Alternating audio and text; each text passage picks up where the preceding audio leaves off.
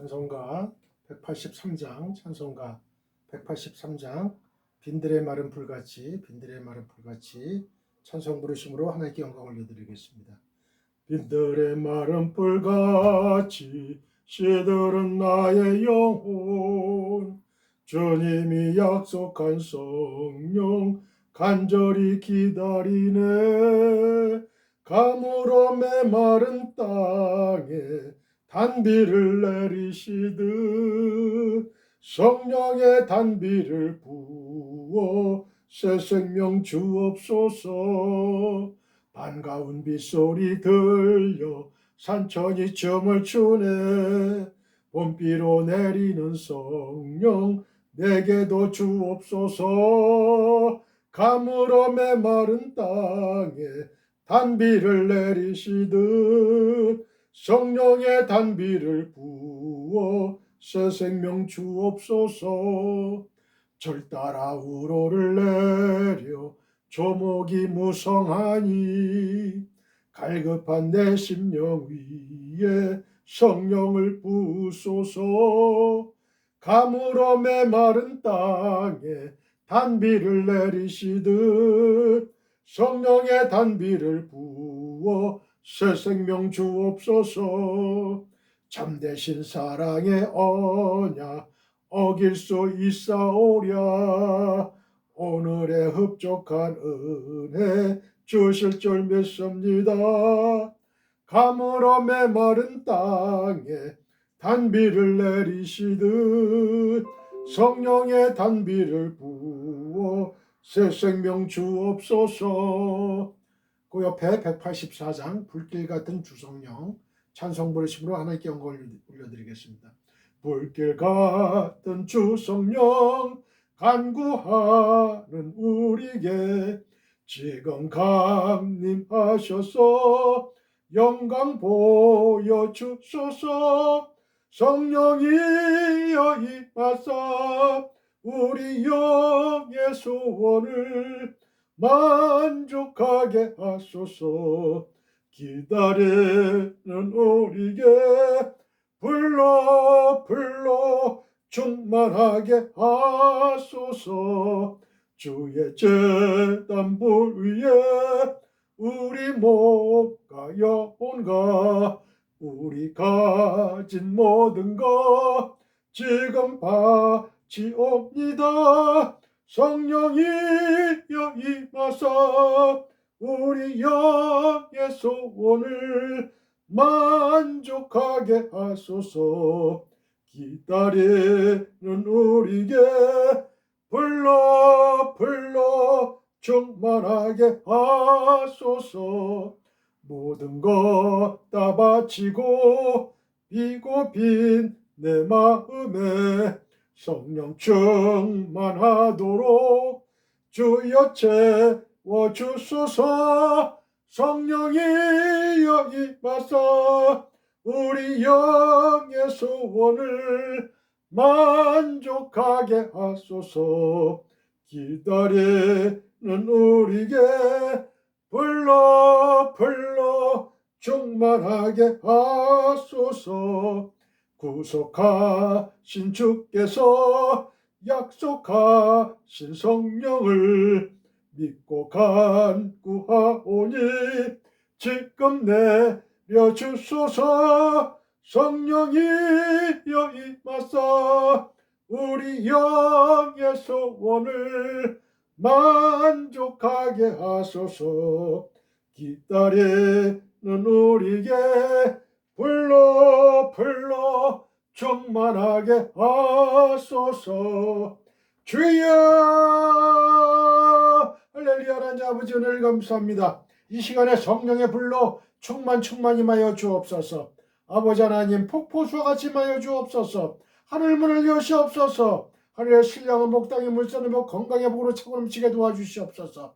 아버지 하나님 이 시간에 이 전이 성령의 강물로 아버지 변화시켜 주옵소서. 그리하여서 사막 같은 내 마음에 성령의 아버지의 흡족한 은혜가 이 시간 임할 수 있게 도와주시옵소서. 성부 하나님, 성자 하나님, 성령 하나님께서 이 시간에 강건적으로 역사하여 주옵소서. 이 시간에 강력하게 임하여 주옵소서. 그래야 성령의 불길이 이 시간에 활활 타오를 수 있게 도와주옵소서. 우리의 마음속에 있는 모든 죄악의 찢기들을 성령의 불로 태워주시옵소서. 그래야서 아버지 하나님, 저희 성령의 전이 아버지 깨끗하게 청소되게 도와주시옵소서. 그리할 때에 모든 원하는 것들이 다 이루어질 줄 믿습니다. 저희의 모든 원하는 것들, 병만은 물러가고 아버지 하나님, 병의 치유가 일어나는 기적이 일어날 줄 믿습니다. 아버지 하나님, 이 시간에 저희의 모든 원하는 소망들, 사업의 문제, 직장의 문제, 취업의 문제, 승진의 문제, 성급하게 전학의 문제, 인간관계의 모든 문제 등 모든 것들이 다 해결될 줄 믿습니다. 눈 녹듯이 해결될 줄 믿습니다. 이 시간에 아버지 하나님, 믿음의 눈을 가지고 하나님 말씀을 들을 때에 반드시 역사가 일어납니다. 하나님의 말씀이 저희의 마음에 아버지 묻혀질 때에, 아버지 저희 마음속을 꿰뚫을 때에, 저희가 그 말씀을 믿음의 눈으로 아멘으로 받아 먹을 때에 아버지 하나님, 하나님의 기적의 역사는 오늘도 아버지 하나님 끊임없이 일어날 줄 믿습니다. 이 시간에 아버지 하나님, 안진뱅이가 일어나는 역사, 죽은 자가 살아나는 역사, 아버지 하나님, 중풍병자가 아버지 병이 깨끗해지는 역사, 소경의 눈이 뜨여지는 역사, 김어거리의 귀가 열려지는 역사, 아버지 이 시간에 일어날 줄 믿습니다.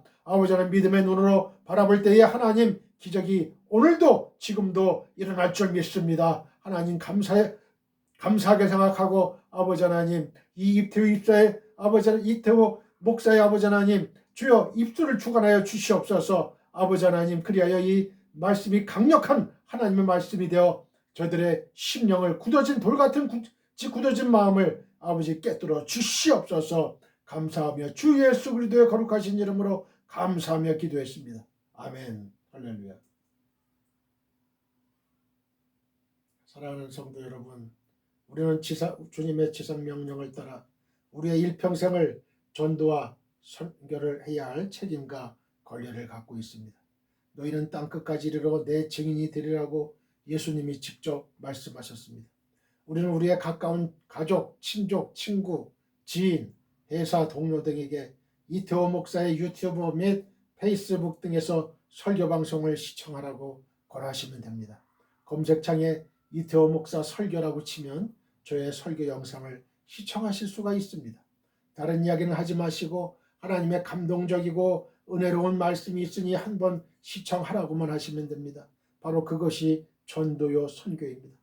Dear fellow believers, we have the responsibility and right to evangelize and to missions throughout our lives according to the Lord's great command. You will be my witnesses to the ends of the earth, said Jesus himself.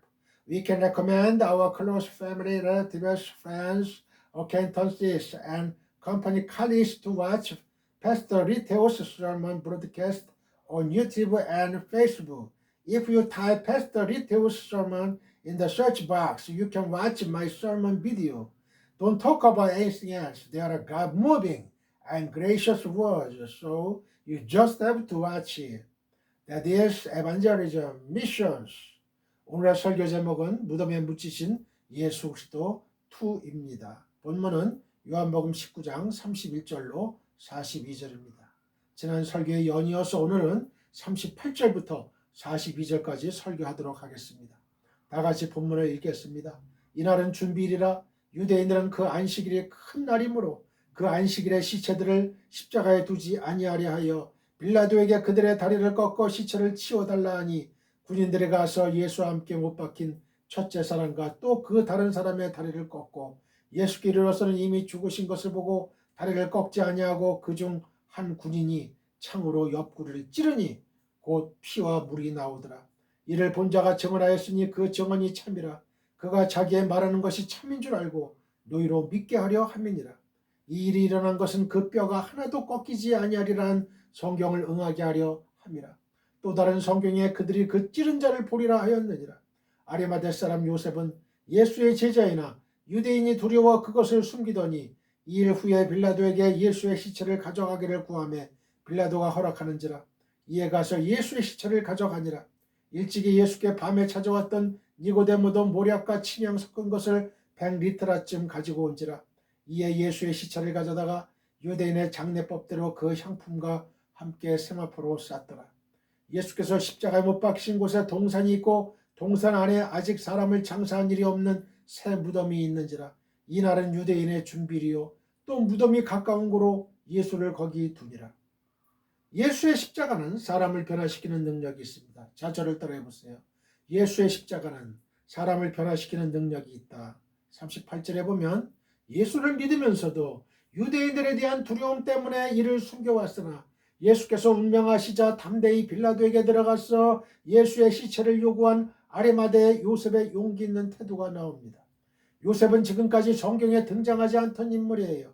이는 그가 그만큼 철저히 예수가 제자된 사실을 숨겨왔음을 시사해 줍니다. 그는 산헤드린의 회원이었습니다. 누가복음 23장 50절. 이것은 그가 자신의 믿음을 공개적으로 드러내지 못한 결정적 원인이었습니다. 당시 산헤드린 회원은 유대의 지배층으로 부와 명예와 권력을 누리고 있었습니다. 이는 사람이라면 누구나도 탐내는 것으로 얻기도 쉽지 않지만 한번 얻으면 결코 놓고 싶지 않은 것들입니다. 그러므로 요셉도 예수를 믿으면서도 그 사실을 감히 드러내지 못한 것입니다. 더욱이 예수를 믿는 일에는 생명의 위협까지 따르고 있었으니 자기 믿음을 드러내기가 더욱 어려웠을 것입니다. 그런데 그는 예수께서 운명하시자 자기의 정체를 공개적으로 드러내고 예수의 시체를 요구한 것입니다. 즉 요셉은 전혀 다른 사람이 된 것이에요. 이제는 믿음으로 인해 자기에게 돌아오게 될 불이익이나 비난 따위는 조금도 두렵지 않다는 결연한 의지가 그의 행동에서 역력히 드러납니다.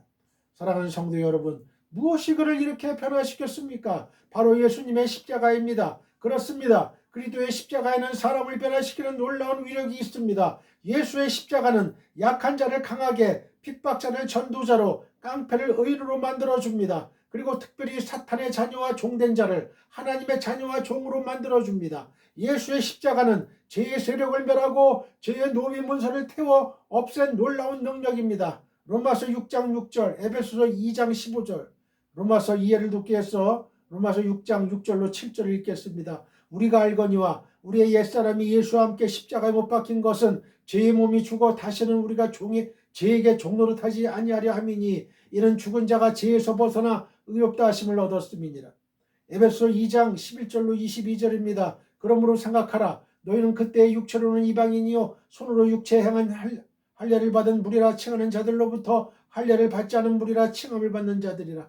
그때 너희는 그리스도 밖에 있었고 이스라엘 나라 밖의 사람이라. 약속의 언약들에 대하여는 외인이요 세상에서 소망이 없고 하나님도 없는 자이더니 이제는 전에 멀리 있던 너희가 그리스도 예수 안에서 그리스도의 피로 가까워졌느니라. 그는 우리의 합형이신지라 둘로 하나를 만드사 원수된 것 곧 중간에 막힌 담을 자기 육체로 허시고 법조문으로 된 계명의 율법을 폐하셨으니 이는 이 둘로 자기 안에서 한 새 사람을 지어 화평하게 하시고 또 십자가로 이 둘을 한 몸으로 하나님과 화목하게 하려 하심이라. 원수된 것을 십자가로 소멸하시고 또 오셔서 먼 데 있는 너희에게 평안을 전하시고 가까운 데 있는 자들에게 평안을 전하셨으니 이는 그로 말미암아 우리 둘이 한 성령 안에서 아버지께 나아감을 얻게 하려 하심이라. 그러므로 이제부터 너희는 외인도 아니요 나그네도 아니요 오직 성도들과 동일한 시민이요 하나님의 권속이라. 너희는 사도들과 선지자들의 터 위에 세우심을 입은 자라. 그리도 예수께서 친히 모퉁이 돌이 되셨느니라. 그의 안에서 건물마다 서로 연결하여 주 안에서 성전이 되어가고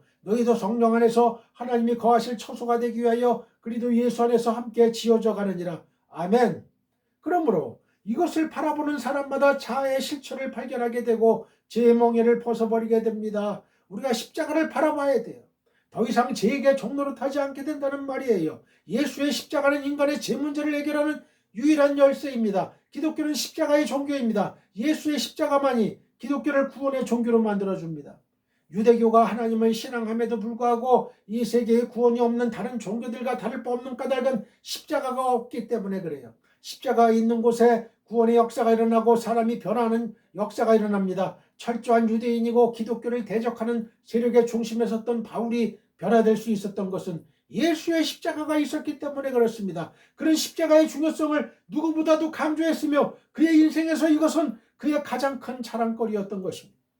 우리는 십자가의 의미와 중요성을 이해하고 그 능력을 신뢰해야 합니다. 우리가 사람들에게 증거할 복음의 핵심이 무엇입니까? 예수를 믿어서 복을 받으라고 흔히들 말합니다만 십자가가 배제된 전도는 옳은 것이 아니에요. 복음을 전할 때 우리는 반드시 예수의 십자가를 말해야 됩니다. 그것이 아리마대 요셉을 변화시켜 새 사람이 되게 한 것처럼 오늘도 많은 이들의 인생을 변화시킬 것입니다. 할렐루야! 사복음서는 아리마대 사람 요셉에 대해 모두 기록하고 있어요. 그것으로 보아 요셉은 매우 중요한 사람인 것 같습니다. 먼저 마가복음 15장 43절에서 아리마대 사람 요셉이 와서 당돌이 빌라도에게 들어가 예수의 시체를 달라 하니 이 사람은 존경받는 공의원이요 하나님의 나라를 기다리는 자라고 소개하고 있어요. 그는 존귀한 산헤드린 공의원이었습니다. 오늘날로 말하면 국회의원이죠. 당시에 산헤드린 공의원이 되려면 지적이고 존경을 받고 사회적 배경을 갖추고 있어야 했어요. 그리고 그는 하나님의 나라를 기다리는 사람이었습니다. 마태복음 27장 57절에서 저물었을 때에 아리마대의 부자 요셉이라는 사람이 왔으니 그도 예수의 제자라고 기록하고 있습니다. 그는 부자이고 예수님의 제자였습니다. 누가복음 23장 50절과 51절에선 공회의원으로 선하고 의로운 요셉이라는 사람이 있으니 그들의 결의와 행사에 찬성하지 아니한 자라. 그는 유대인의 동네 아리마대 사람이요 하나님의 나라를 기다리는 자라고 밝히고 있습니다. 그는 선하고 의롭고 하나님의 나라를 기다리는 사람이었습니다. 성경 말씀을 종합해 볼 때 아리마대 사람 요셉은 산헤드린 공의원으로서 하나님의 나라를 기다리는 예수님의 제자였고 부유하며 선하고 의로운 사람이었다는 것입니다.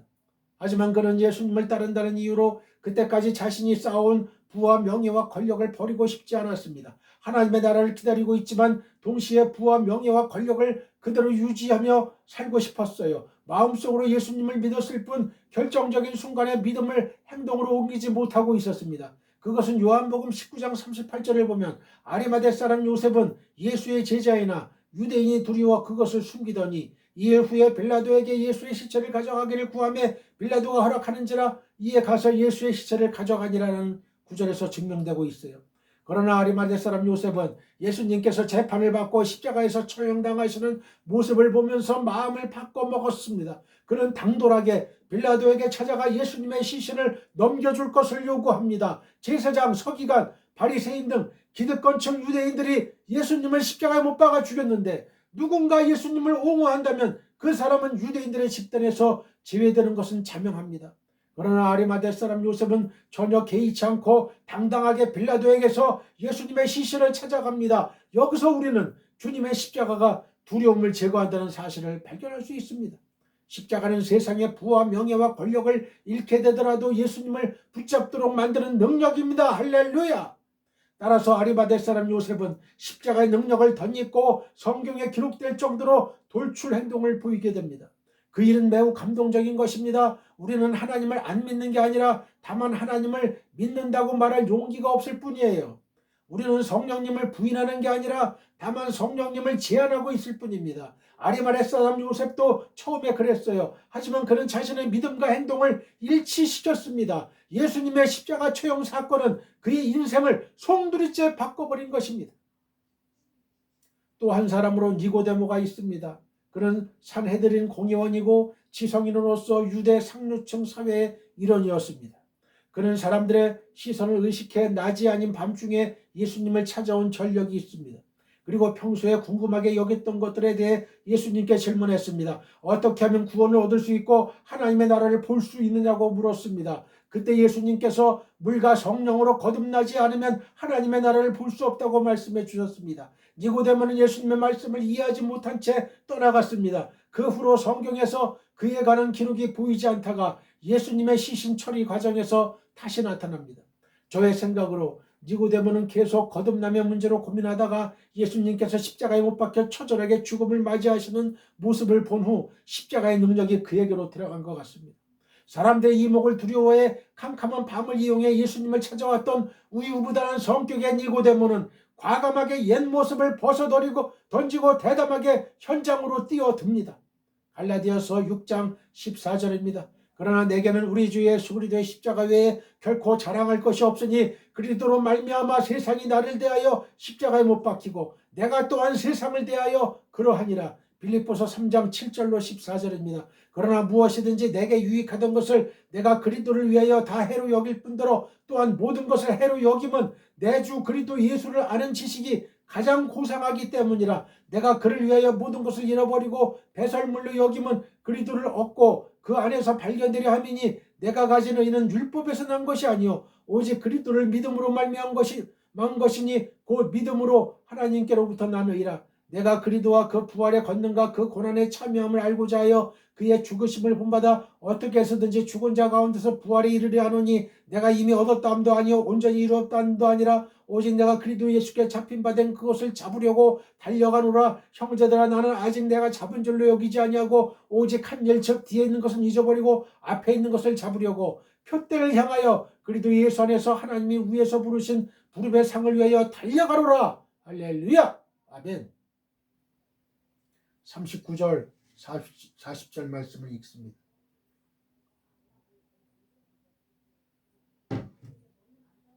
일찍이 예수께 밤에 찾아왔던 니고데모도 모략과 침향 섞은 것을 100리터쯤 가지고 온지라. 이에 예수의 시체를 가져다가 유대인의 장례법대로 그 향품과 함께 세마포로 쌌더라. 아멘. 진실한 믿음은 위기의 순간에 빛이 납니다. 자, 저를 따라해 보세요. 진실한 믿음은 위기의 순간에 빛이 난다. 39절에 보면 니고데모가 모략과 침향 섞은 것을 100근쯤 가지고 왔다고 말했습니다. 니고데모는 일찍이 예수님을 찾아왔던 유대 간원이었어요. 그는 밤에 예수님을 찾아왔었습니다. 요한복음 3장 1절로 2절입니다. 그는 예수님이 하는 일을 보고 그가 하나님께로서 왔다는 것을 알았어요. 그러나 그는 유대인들이 두려워 사람의 눈을 피해 밤에 예수님을 찾아왔던 것입니다. 어쨌든 그는 이후로 예수님께 대하여 믿음을 가졌던 것으로 보여져요. 요한복음 7장 50절. 그러나 그는 적극적으로 드러내놓고 예수를 따르지는 못했습니다. 이유는 아리마대 요셉과 동일합니다.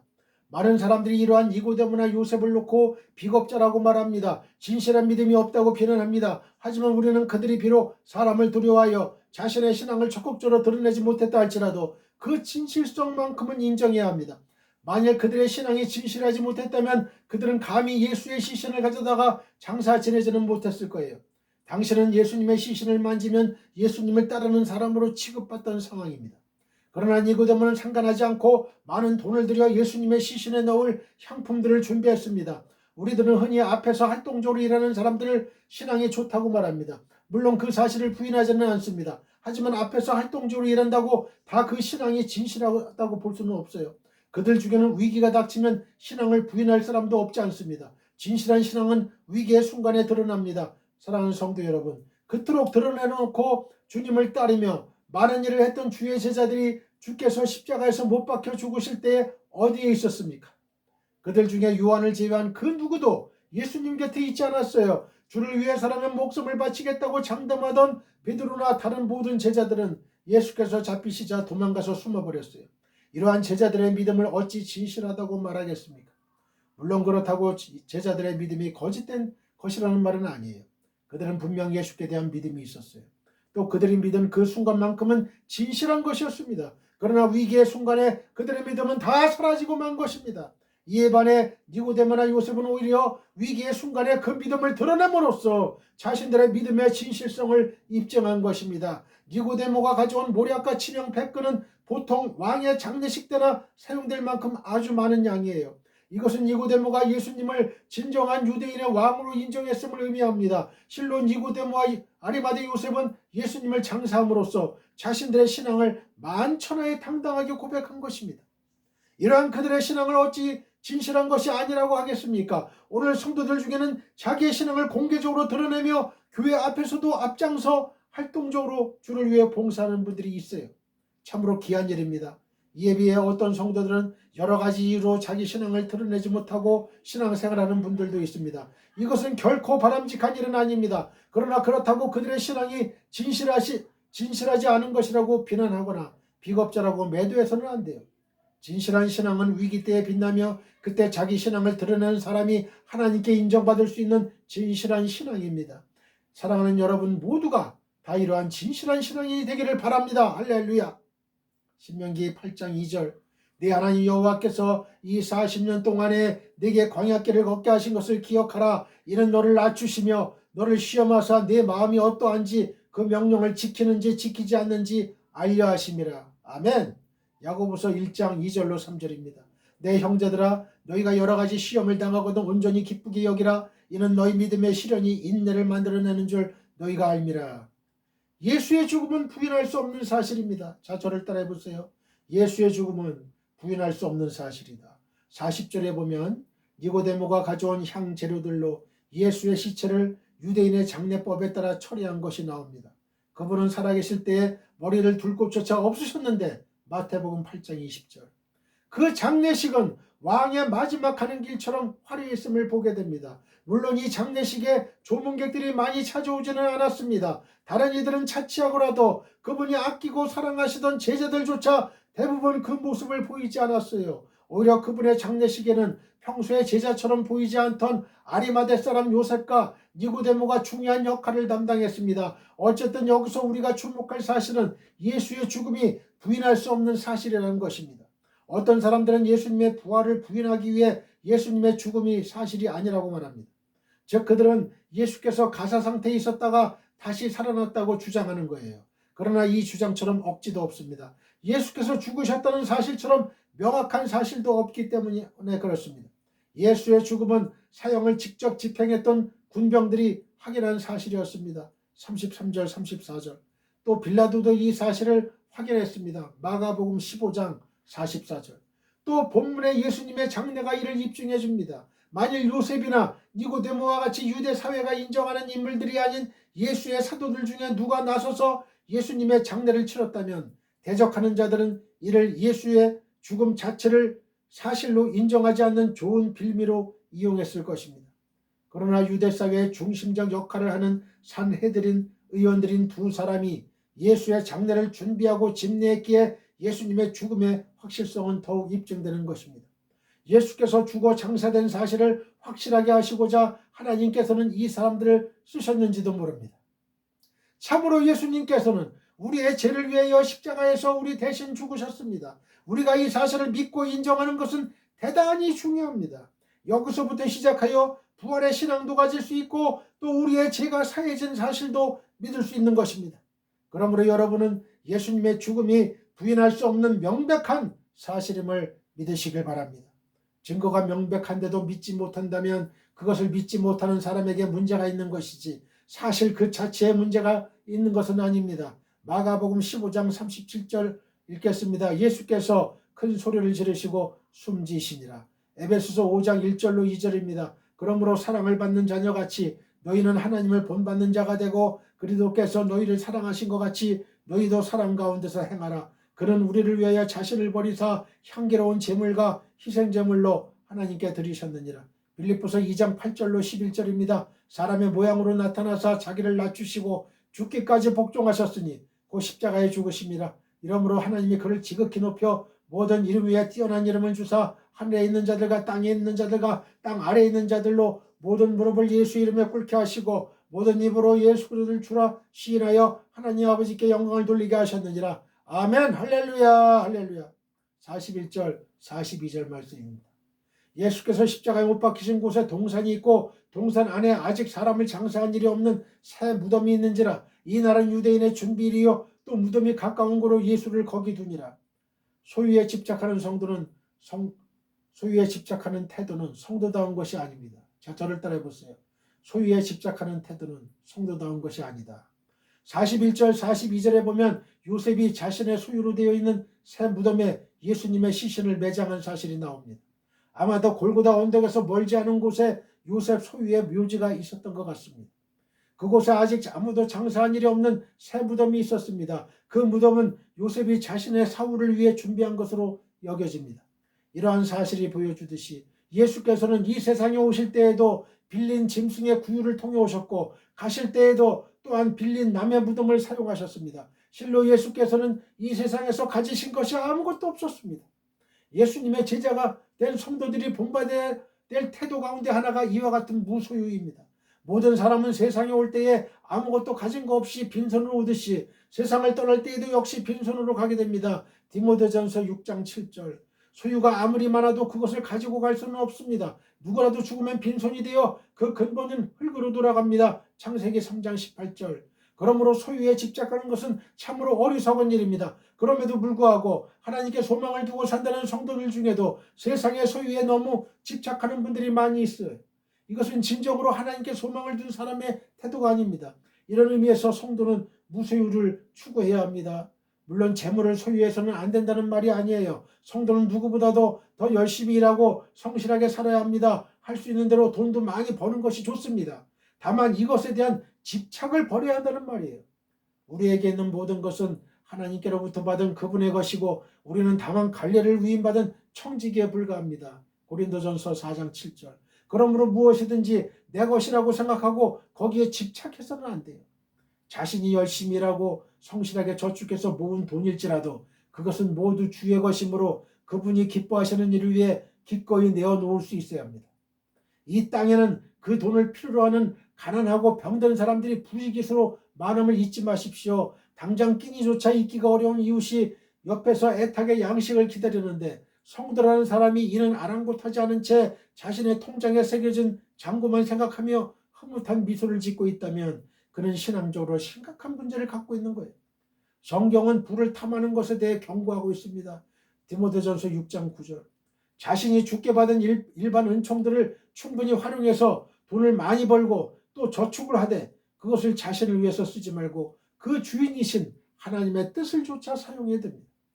우리나라의 그리스도인들에게는 무소유에 대한 개념 자체가 올바르게 인식되어 있지 못한 것 같아서 참으로 안타깝습니다. 예수 그리스도나 바울처럼 세상의 소유에 대한 집착을 버리고 무소유의 삶을 추구하는 이들이 죄에 빠지지 않으며 가장 성도다운 모습을 지닐 수 있게 됩니다. 시편 24편 1절입니다. 땅과 거기에 충만한 것과 세계와 그 가운데 사는 자들은 다 여호와의 것이로다. 시편 62편 10절. 포악을 의지하지 말며 탈취한 것으로 허망하여지지 말며 재물이 늘어도 거기에 마음을 두지 말지어다. 여러분, 재물이 늘어도 거기에 마음을 두지 말아야 돼요. 요한일서 3장 17절이에요. 누가 이 세상의 재물을 가지고 형제의 궁핍함을 보고도 도와줄 마음을 닫으면 하나님의 사랑이 어찌 그 속에 거하겠느냐. 사랑하는 성도 여러분, 예수의 죽음 앞에서 여러분은 무엇을 생각하게 됩니까? 그분의 죽음은 우리의 죄를 속하기 위한 화목 제물로서의 죽음일 뿐 아니라 우리에게 어떻게 살아야 하는가를 가르쳐 주신 것이기도 해요. 우리는 십자가를 통해 자신의 죄가 사함받은 사실만 보아서는 안 돼요. 그 위에 각인되어 있는 어떻게 살아야 하는가? 어떻게 살아야 하는가?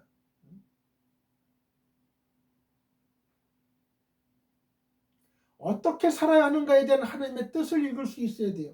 예수를 믿는다고 말하면서 여전히 소유를 탐하고 이기적이고 자기중심적인 삶을 사는 이들은 문제가 커요. 예수의 십자가는 우리로 남을 위해서 희생하며 철저히 자기를 비움으로 땅에 있는 것들에 집착하지 말 것을 일깨워줍니다. 십자가 신학의 핵심은 사랑이고 사랑의 바탕을 두는 삶입니다. 이것이 없는 성도의 신앙 고백은 형식적인 종교 행위에 불과합니다. 성경에 나타난 수많은 사건들 중에 아리마대 사람 요셉과 니고데모의 행동이 가장 아름다운 감동을 안겨줍니다. 그들은 늦게 발동이 걸렸지만 예수님의 십자가 처형 사건을 보고 결국 자신들의 인생관을 바꾸게 됩니다. 사랑하는 성도 여러분, 십자가의 능력이 아리마대 사람 요셉과 니고데모를 붙잡은 것처럼 우리 모두를 사로잡게 되기를 축원합니다. 여러분, 늦게 신앙생활 했다고 좌절하지 마세요. 오히려 더 늦게 된 자가 먼저 되는 거예요, 여러분. 이태원 목사도 늦게 신학을 했잖아요, 그죠? 늦게 신학을 했어요. 늦게 신학을 했지만, 그러나 아리마대 사람 요셉과 니고데모와 같은 그런 결정적인 순간에 빛을 내고 결정적인 순간에 한국교회에 빛이 되는 성령의 불이 활활 타오르게 하는데 앞장서는 그러한 목사로 남기를 원합니다. 니고데모와 아리마대 사람 요셉은 성경에 적혀 있잖아요. 성경에 적힌 인물, 자손 만대에 얼마나 큰 영광이겠어요. 얼마나 큰 영광. 우리도 이런 인생을 살아야 돼요. 이제 우리는 믿음의 세계에서 수면 위로 올라와 자신을 드러내야 됩니다. 예수님의 참된 제자로서 정체성을 확립해야 됩니다. 예수님을 따르는 사실을 부끄러워해서는 안 됩니다. 하나님께 수치를 당하는 것보다 사람에게 수치를 당하는 것이 100번 낫습니다. 따라서 사람에게 인정받지 못하더라도 하나님께 인정받는 제자로 서야 합니다. 가정에서나 직장에서 여러 사람들이 있는 가운데 기도하는 것을 부끄러워하지 말아야 합니다. 하나님의 뜻대로 살지 못한다고 해서 마음속으로 하나님을 버리는 일은 절대 없어야 되겠습니다. 끝까지 하나님을 붙잡고 믿음의 경주를 완주해야 됩니다. 세상을 향해 두려워하지 말고 용기를 가져야 합니다. 그래서 주위 사람들에게 예수님의 제자임을 당당하게 밝힐 수 있어야 됩니다. 예수님의 시신을 가져다가 깨끗이 씻고 향품을 넣어 장사 지내는 성숙한 믿음의 수유자가 되어야 하겠습니다. 하나님의 크신 복이 우리 모두에게 임하시기를 축원드립니다. 할렐루야. 우리 모두 하나님 아버지께 기도드립시다. 하늘에 계신 나의 아버지시여, 이 방송을 시청하는 지구촌의 모든 성도님들에게 아리마대 사람 요셉과 니고데모처럼 살기를 원합니다. 십자가의 능력으로 인해 우리의 믿음이 거듭나고 새로워지기를 원합니다. 예수님의 거룩하신 이름으로 기도드립니다. 아멘. 지금은 우리 주 예수 그리스도의 은혜와 하나님 아버지의 극진하신 사랑과 성령님의 감화감동 교통 역사하심이 지금 이 방송 예배에 참여하고 있는 모든 지구촌에 있는 성도님들과 그 가정과 직장과 사업장과 우리의 민족과 나라와 한국교회와 세계교회와 우리 사랑 선교회 위에 영원히 함께하기를 축원하옵나이다. 아멘.